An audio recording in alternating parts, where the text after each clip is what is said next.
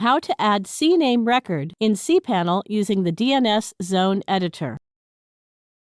A canonical name or CNAME record is a type of DNS record.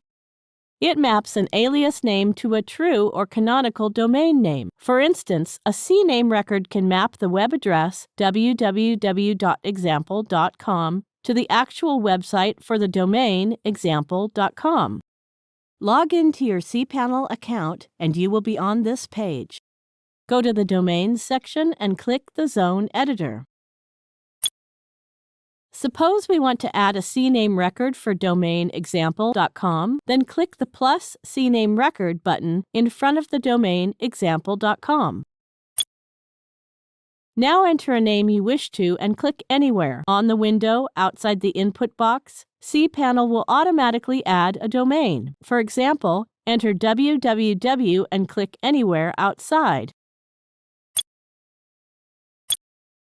Now enter CNAME.